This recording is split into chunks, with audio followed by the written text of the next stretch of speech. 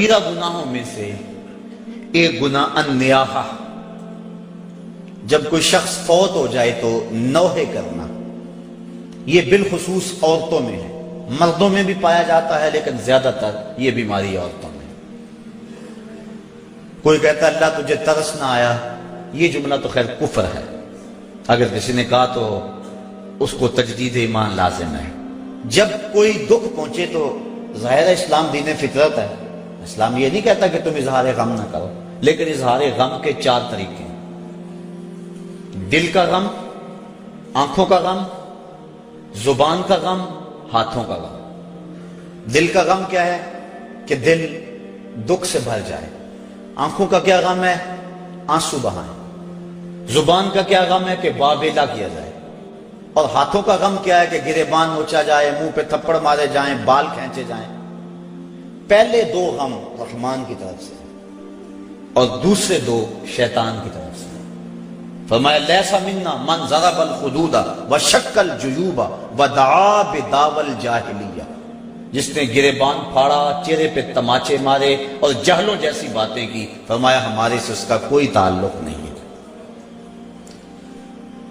تو نوحے سے منع فرمایا گیا، بلکہ اگر مرنے والے کے دل میں یہ آرزو تھی کہ میرے بعد خوب چیخ پکار پڑے گی، لوگ بڑا روئیں گے، تو اگر کسی کے دل میں یہ ہوگی کہ میرے بعد لوگ روئیں اور عجیب کیفیت بن جائے، تو ایسے نوحے پہ جو راضی تھا، حضور علیہ السلام نے ارشاد فرمایا جب وہ مرتا ہے تو رونے والوں کے رونے کی وجہ سے اس کو قبر میں عذاب ہوتا ہے، جتنا لوگ زیادہ روئیں گے اتنا ہی اس کو عذاب دیا جاتا ہے، اگر وہ اس پہ راضی تھا۔ لیکن اگر راضی نہیں تھا تو علماء نے تعبیر کی ہے کہ جو رونے والوں کا عذاب اہل قبور کو ہوتا ہے تو وہ انہی پر ہے، جو نہیں راضی تھے ان پر نہیں ہے۔ تو نوحے سے منع کر دیا گیا۔ باقی آنکھوں سے آنسو بہائے جا سکتے ہیں، بلکہ وہ اظہار محبت ہے۔ جب حضور کا بیٹا انتقال کر گیا، شہزادہ رسول حضرت ابراہیم علیہ السلام، تو حضور تشریف لائے، سرہانے پہ بیٹھے، بیٹے کی پیشانی پہ ہاتھ رکھا، وَأَيْنَا رَسُولِ اللَّهِ تَدْمَعَانِ، حضور کی آنکھوں سے آنسو جاری تھے۔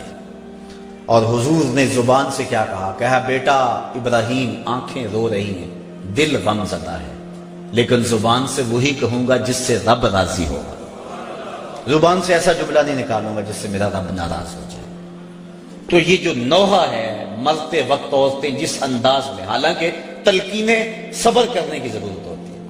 جب آپ کسی کے ہاں جائیں، فوتگی ہو گئی ہو، تو کوشش کریں کہ ان کو ایسا جملہ کہے جن سے اس کی ڈھارس بن جائے، نہ یہ کہ کوئی ایسی بات کر کے ان کے جذبے کو اور آگے بڑھا دے اور ان کی آنکھ کو اور زیادہ تاؤ دے، ایسا نہیں ہے، بلکہ تلقین صبر کریں۔ حضور نے فرمایا صبر وہ ہے جو پہلے صدمے پہ کیا جائے، الصبر عند الصدمۃ الاولی، جو پہلے صدمے پہ صبر کیا جائے وہی صبر ہوتا ہے۔